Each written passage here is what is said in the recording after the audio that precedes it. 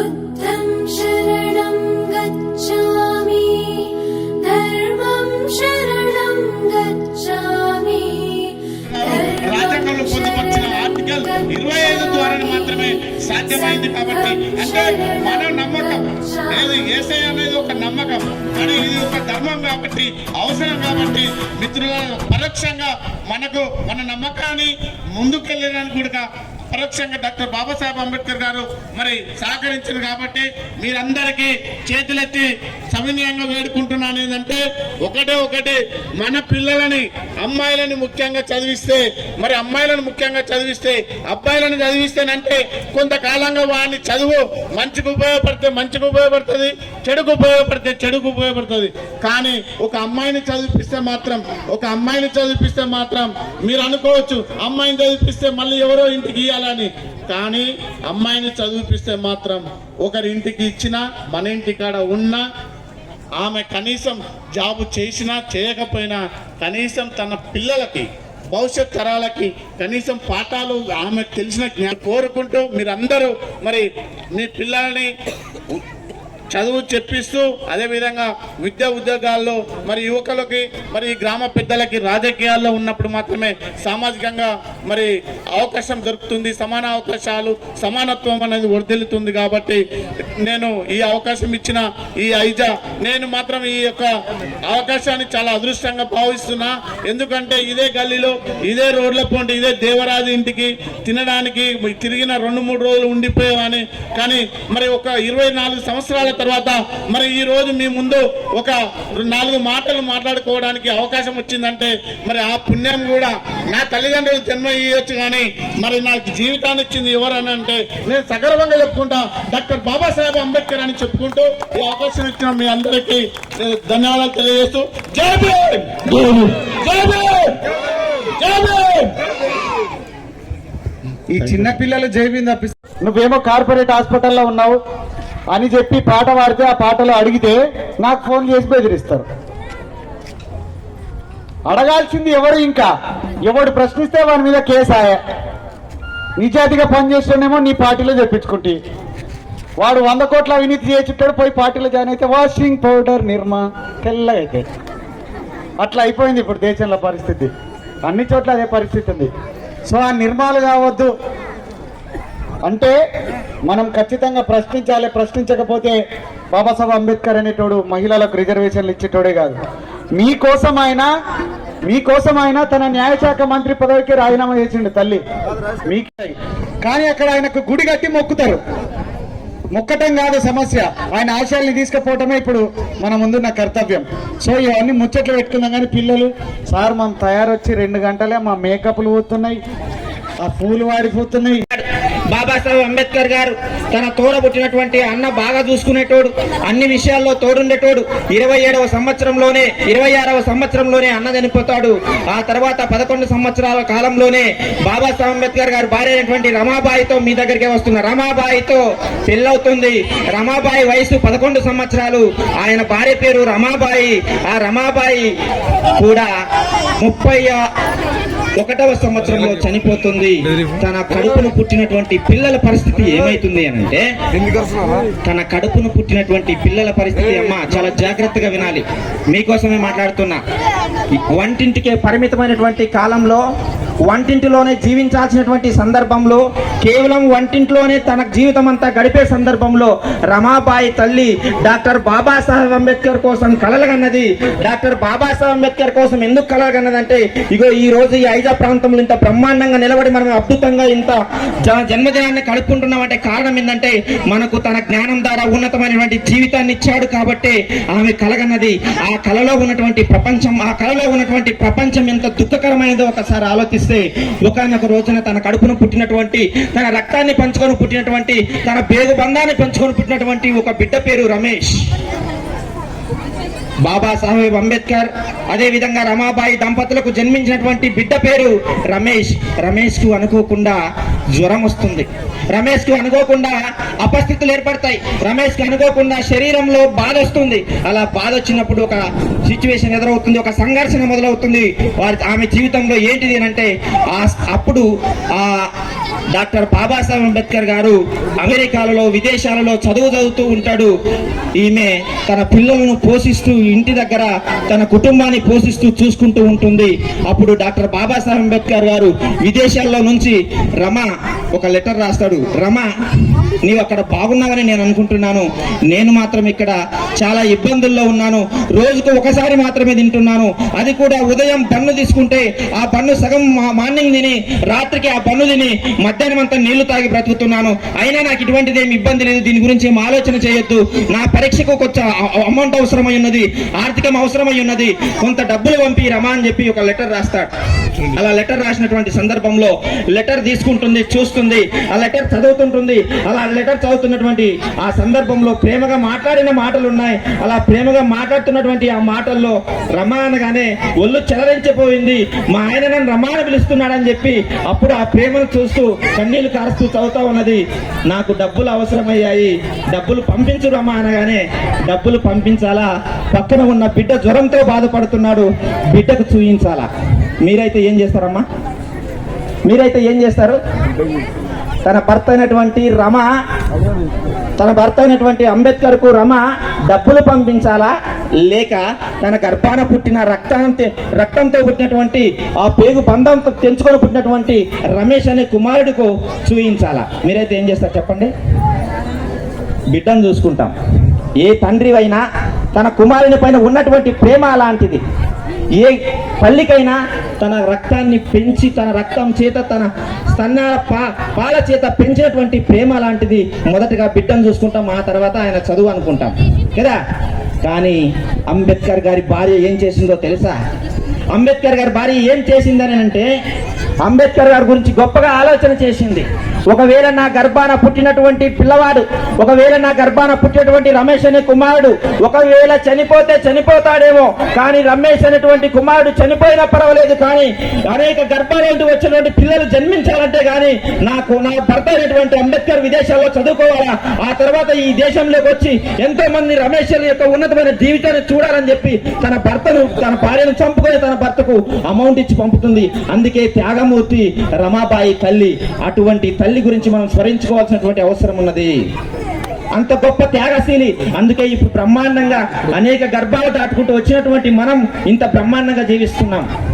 ఒకప్పటి మన పూర్వ జీవిత చరిత్ర కనుక చూస్తే ఇప్పుడంటే బ్రహ్మాండంగా 5వ విప్లవ కాలం, 5లో విప్లవం ఉంది, 5లో అద్భుతంగా ఉన్నది. మీకు నిజంగా అంటరాయతనం కానీ లేకపోతే మీకు అనుకోకుండా పీడిత వర్గాలకు కానీ ఇటువంటిది మీకు కొంచెం దూరంగానే ఉన్నటువంటి ఉంటుంది. కానీ పల్లెటూరులోకి వెళ్తే ఇప్పటికీ ఉంటుంది ఆ సిస్టమ్, ఇప్పటికే ఉంటది. వీటన్నిటి గురించి ఆలోచించినప్పుడు కలలగన్నటువంటి రమాబాయి తల్లి ఆ రోజు బిడ్డను చంపుకొని అంబేద్కర్ చదువు కోసం ఇచ్చింది. ఆ చదువులో భాగంగా ఇగో ఈ ఉన్నతమైన జీవితాలు ఎంతో మంది ఎస్ఐలు, ఎంతో మంది సిఐలు, ఎంతో మంది టీచర్లు, ఎంతో మంది లెక్చరర్లు, ఎంతో మంది ఐఏఎస్లు, ఎంతో మంది ఐపీఎస్లు, ఎంతో మంది ఉద్యోగస్తులు ప్రభుత్వ ఉద్యోగాలుగా మారుతున్నారంటే ఆ రోజు రమాబాయి తీసుకున్నటువంటి గొప్ప నిర్ణయం. ఆ తర్వాత రమాబాయి ఏం చేసిందంటే రమాబాయి గర్భంలోంచి పుట్టినటువంటి మరో కుమారుడు యశ్వంత్, రమాబాయి కడుపులోంచి పుట్టినటువంటి మరో కుమారుడు యశ్వంత్. ఈ యశ్వంత్ అనే కుమారుడు మరొక న్యూట్రిషన్స్ అంటే ప్రోటీన్ లోపం వల్ల మనం తినే పిండి పదార్థం 3 రకాలైనటువంటి ఆహార పదార్థాలు తీసుకుంటాం. ఒకటి పిండి పదార్థం అని, ప్రోటీన్స్ అని, కొవ్వులని, ఈ 3 రకాల పదార్థాలు మనం తీసుకునే తిండిలో ఉంటాయి. కానీ తన గర్భాన పుట్టినటువంటి యశ్వంత్ అనే కుమారుడు ప్రోటీన్ లోపం వల్ల చనిపోతాడు. అలా ప్రోటీన్ లోపం వల్ల చనిపోతే దీని యొక్క విషయం ఏంది? ప్రోటీన్ లోపం అంటే ఏంది? తిండి లేక చనిపోతాడు. అలా తిండి లేక చనిపోయినప్పుడు అక్కడనే బాబాసాహెబ్ అంబేద్కర్ గారు ఉంటారు, రమ ఉంటుంది. ఇద్దరు ఒకరినొకరు చూసుకుంటూ దుఃఖిస్తూ ఏడుస్తున్నారు.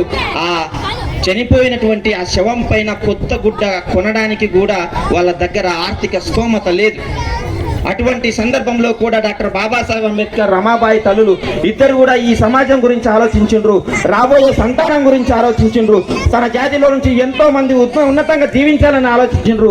అందుకోసమే వాళ్ళ పిల్లలు 4 చనిపోతారు. ఆ విధంగానే 4 చనిపోయినా కూడా వారి జీవితాలను త్యాగం చేసి వాళ్ళ జీవితాల కోసం ఆలోచించినటువంటి వాళ్ళు కాదు, కానీ ఆ జాతిలో నుంచి వచ్చినటువంటి పిల్లలు ఎవరైతే ఉన్నారో వాళ్ళ గొప్ప జీవితాల గురించి ఆలోచించినటువంటి రమాబాయి అంబేద్కర్ దంపతులు ఇంతటి గొప్ప జీవితాన్ని ఇచ్చిర్రు. వాళ్ళ 4 పిల్లలు చనిపోయినా రాబోయే తరాల గురించి ఆలోచించినటువంటి మహానుభావులు డాక్టర్ బాబాసాహెబ్ అంబేద్కర్ గారు మరియు రమాబాయి తల్లి. ఎందుకు ఈ రోజు ఈ జన్మదినం జరుపుకుంటున్నాం అంటే వారి యొక్క ఒక తరాన్ని నిజంగా చెప్పాలంటే వారి గర్భాన పుట్టినటువంటి ఆ తరాన్ని వదిలేసుకొని మరో తరాల ఉజ్వల భవిష్యత్తు చూసిండ్రు కాబట్టి మనకు ఈ జీవితాన్ని ఇచ్చిండ్రు. జోగేంద్రనాథ్ ఏం చెప్తారంటే, అయ్యా నేను తూర్పు పశ్చిమ బెంగాల్లో ఉన్నాను, మీరు మహారాష్ట్రలో మిమ్మల్ని కాంగ్రెస్ వాళ్ళు ఓడించారు, అయినప్పటికీ కూడా పర్వాలేదు, నేను రాజీనామా చేస్తా, నా స్థానంలో పెట్టి మళ్ళీ నిన్ను గెలిపిస్తా, మీరు రండి, రాజ్యాంగ రచన కంపల్సరీ ఈ దేశానికి అవసరం, నిమ్న జాతీయుల ఉద్యోగాలు కానీ, నిమ్న జాతీయుల రిజర్వేషన్లు కానీ, నిమ్న జాతీయుల యొక్క మేలు జరగాలంటే మాత్రం నువ్వు రాజ్యాంగ రచన కోసం ఎన్నిక కావాల్సిందే, ఈ విల్ కమ్ అని చెప్పి ఆ రోజు డాక్టర్ బాబాసాహెబ్ అంబేద్కర్ గారిని పశ్చిమ బెంగాల్కు పిలవడం జరిగింది. అలా పశ్చిమ బెంగాల్కు పిలవగానే జోగేంద్రనాథ్ అన్నటువంటి ఆయన రాజీనామా చేసి అక్కడ ఉన్నటువంటి ప్రజలు మనవాళ్ళు ప్లస్ ముస్లింలు కలిసి డాక్టర్ బాబాసాహెబ్ను ఎన్నుకొని గెలిపిస్తే ఇప్పుడు రాజ్యాంగ రచనకు ఎన్నికయ్యిండు.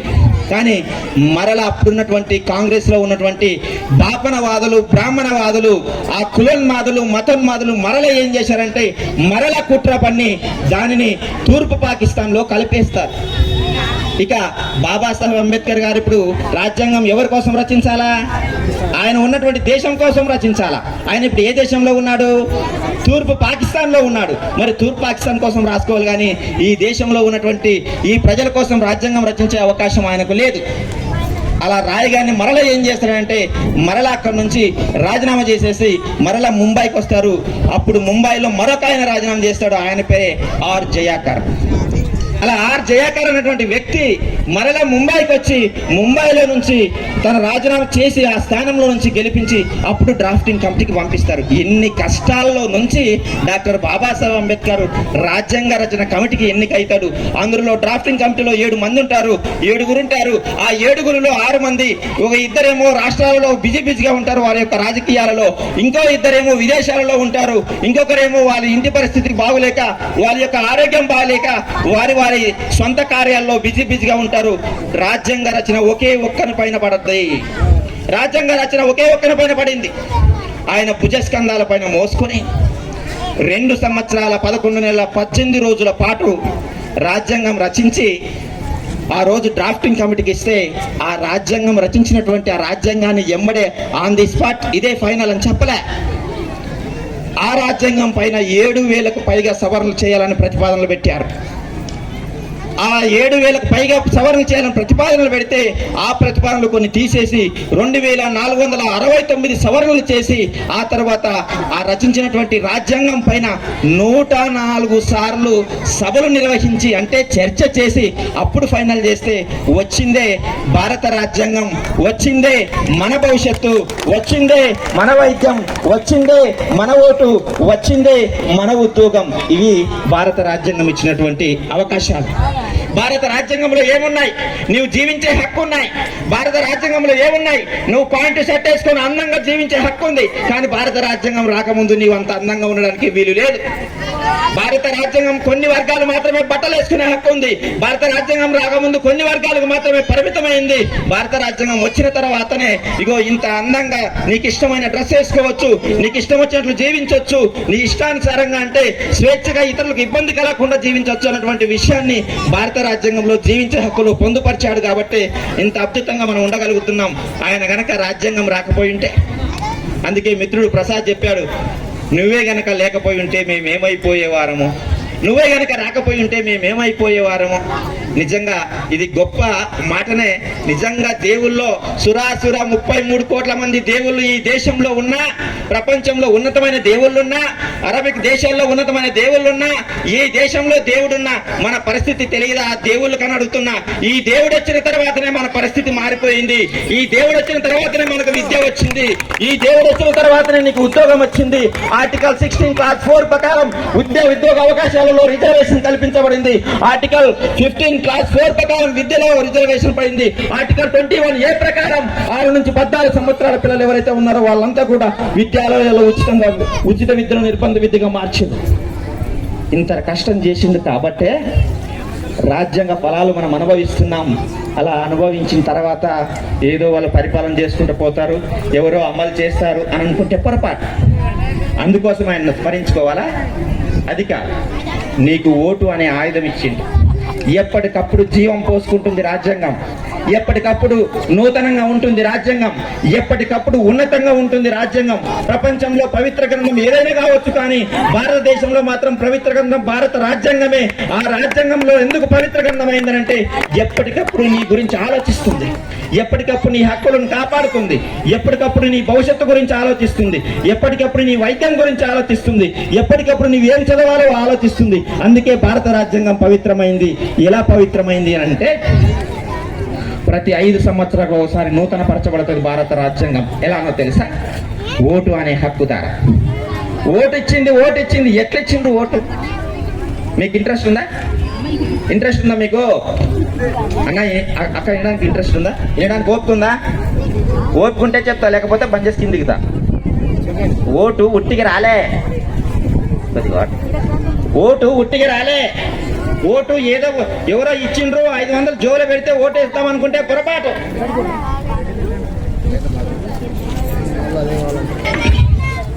ఓటు 500 ఇస్తే వేయాలని సృష్టించబడలే. ఓటు 1000 రూపాయలు ఇస్తే ఓటేద్దామని ఆ రోజు సృష్టించబడలేదు. ఓటు రావడానికి గల పెద్ద పోరాటం జరిగింది. ఎవరెవరికి మధ్య పోరాటం జరిగింది అంటే ఆ రోజున్నటువంటి సర్దార్ వల్లభాయ్ పటేల్ కి, ఆ రోజున్నటువంటి మొదటి ప్రధానమైనటువంటి జవహర్లాల్ నెహ్రూకి, ఆ రోజున్నటువంటి మహాత్మా గాంధీకి మధ్య, వీరంతా ప్రపంచంలో ఒక మేధావులే. ఈ మేధావులకు మధ్య పెద్ద పోరాటం జరిగింది, చర్చ జరిగింది, యుద్ధమే జరిగింది. ఒక రకంగా చెప్పాలంటే ఏమిద్దామో తెలుసా? గాంధీ గారిని అడిగారు, గాంధీ గారు ఓటిద్దాం ఈ దేశానికి, ఈ దేశంలో ఉన్నటువంటి ప్రజలకు ఓటిద్దాం, మరి ఆ ఓటు ఎవరికి ఇద్దామో చెప్పు అని అంటే గాంధీ గారు అన్నారు, ఎవరికి ఇద్దామండి? ఈ దేశంలో ఎవరైతే పన్నులు కడతారో, ఎవరైతే ట్యాక్స్ పే చేస్తారో వాళ్ళకి ఇద్దామన్నారు. మరి ఆ రోజుల్లో మనకు తినడానికే తిండి లేదు. మన అయ్య జీవితాన్ని గురించి ఆలోచన చేస్తే తెలుస్తుంది మనం ఎంత ట్యాక్సులు కడుతున్నాం అనేది. మన తాత జీవితాన్ని గురించి ఆలోచన చేస్తే ఆయన గోసికే సరిపోయేది కాదు. అవునా కాదా? కానీ ట్యాక్సీలు కడతాం ఆ రోజు, మనము ట్యాక్సీలు పే చేస్తామా గవర్నమెంట్ కి? లేదు. అంటే నీకు చెప్పకనే చెప్పిండ్రు ఓటు హక్కు నీకు వద్దని. ఎవరు చెప్పిండ్రు?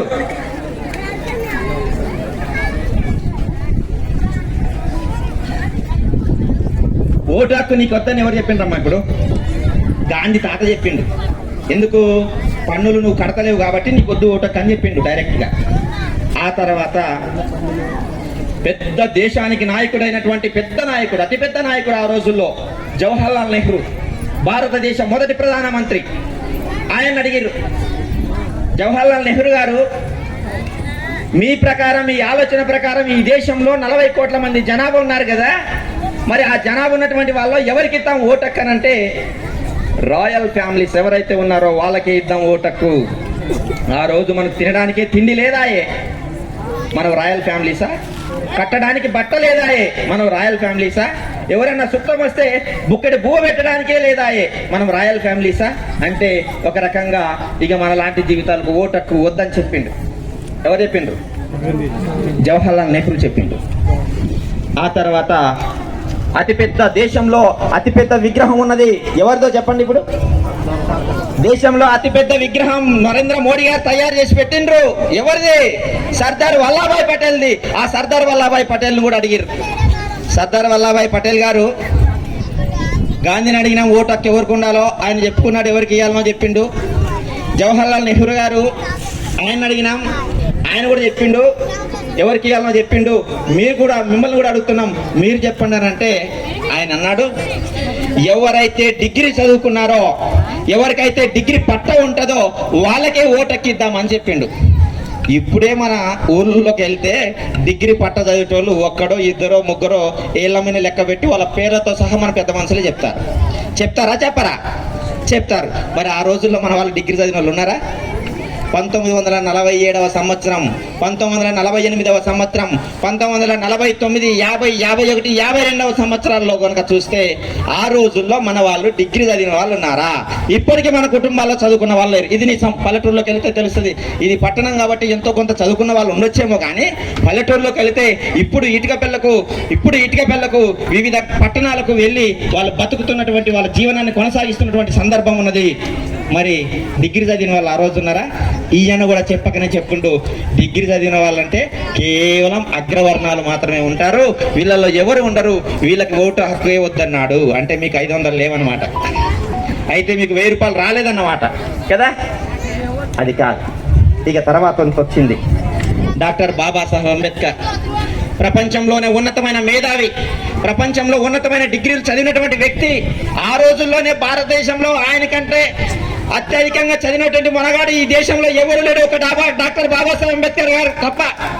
ఆ డాక్టర్ బాబాసాహెబ్ అంబేద్కర్ గారు దగ్గరికి వెళ్ళిన తర్వాత, అంబేద్కర్ మీరు ప్రపంచంలో విజ్ఞానవంతులు కదా, మీరు అంబేద్కర్ గారు కాబట్టి మేము మీ దగ్గరికి రాలే, విజ్ఞానవంతుడు కాబట్టి వచ్చాం. నీ కులాన్ని బట్టి నీ దగ్గరకు రాలే, విజ్ఞానవంతుడు కాబట్టి వచ్చాం. ఎందుకనంటే ఉన్నతమైన నాయకులను మేము అడిగాం, వాళ్ళ అభిప్రాయాలు తీసుకున్నాం. ఇగో వాళ్ళు సో అభిప్రాయాలు చెప్పారు, నీ అభిప్రాయం చెప్పానంటే ఈ దేశంలో హక్కులు కాపాడబడాలి అంటే, ఈ దేశంలో రిజర్వేషన్లు కొనసాగించాలంటే, ఈ దేశంలో నిమ్న వర్గాల యొక్క ప్రయోజనాలు కాపాడబడాలంటే, ఈ దేశంలో వారి వాటా వారికి చెందాలి అని అంటే ఒక్కరికే ఇవ్వాలా. అది ఎవరికంటే ఈ దేశంలో ఉన్నటువంటి వాళ్ళందరికీ, ఆడ అని లేదు, మగ అని లేదు, కులం లేదు, మతం లేదు, క్రిస్టియన్ లేదు, బీసీ లేదు, ఎస్సీ లేదు, ఎస్టీ లేదు, ఎవరికైనా 21 సంవత్సరాలు నిండుంటే చాలు వాళ్ళకు ఓటుకు ఇద్దామని చెప్పిండు. అందుకే ఇప్పుడు ప్రతి రాజకీయ నాయకుడు వచ్చి మీ కాళ్ళు మొక్కుతున్నాడు. ఏమని అంటే నాకు ఓటయ్యి అని. ఆ అంబేద్కర్ కనుక ఈ మాట చెప్పకపోయి ఉంటే, అంబేద్కర్ కనుక ఈ మాట వాడకపోయి ఉంటే, అంబేద్కర్ కనుక ఆ రోజు నీ గురించి ఆలోచించకపోయి ఉంటే ఓటుకు మనకు వచ్చేది కాదు మిత్రమా. ఆ ఓటు హక్కు నీ భవిష్యత్తు, ఆ ఓటు హక్కు నీ పిల్లల భవిష్యత్తు, ఆ ఓటు హక్కు నీకు ఆరోగ్యం వికటిస్తే నీకు ఆరోగ్యాన్ని ఇచ్చే వైద్యం హక్కు, ఆ ఓటు హక్కు నీకు విద్యా హక్కు. నీవు ఎంత ఉన్నత స్థితికి ఎదుగుతావో ఎదుగు, దానికోసం ప్రభుత్వమే ఖర్చు పెట్టి చదివిస్తుంది అని చెప్పి అన్ని రకాలైనటువంటి ప్రాథమిక హక్కులన్నీ కూడా భారత రాజ్యాంగంలో ఆర్టికల్ 12 నుంచి 34 వరకు రచించబడ్డాయి. కాబట్టే రాజ్యాంగం గొప్పగా అయింది. ఈ రోజు దాన్ని అనుభవిస్తున్నాం. అంత గొప్ప రాజ్యాంగాన్ని ఇచ్చినటువంటి మహామేధావి, మహావ్యక్తి, మహాత్ముడు మన దేవుడు డాక్టర్ బాబాసాహెబ్ అంబేద్కర్. అంత గొప్ప రాజ్యాంగం ఇచ్చింది కాబట్టి మనము ఈరోజు ఇంత బ్రహ్మాండంగా ఆయనకు మొక్కుతూ ఆయన జన్మదినాన్ని పండుగగా చేసుకుంటున్నాం. అలా పండుగ ఎవరు చేసుకుంటున్నారు తెలుసా? ఎవరు చేసుకుంటున్నారు? ఇప్పుడు ఐజ పట్టణంలో ఉన్న అర్జునవాడ ప్రజలు చేసుకుంటున్నారు. ఇంకే వాడలో జరుగుతుందా? ఇంకా ఏ వాడలోనైనా జరుగుతుందా అంబేద్కర్ గారి పండుగ? జరగట్లే. కారణం ఏంది అని అంటే కులం, కారణం ఏంది అంటే మతం.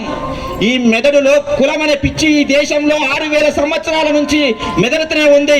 దీన్ని చైతన్యపరిచి పక్కకు దొబ్బుదామని ఇగో ఇలాంటి విద్యావేత్తలు, కళాకారులు, ఇగో ప్రసాద్ గారు, ప్రొఫెసర్లు, వీళ్ళంతా ఎంత చెప్పినా ఎవడు వినట్లే. చదువుకున్న దద్దమ్మలు అసలే వినట్లే.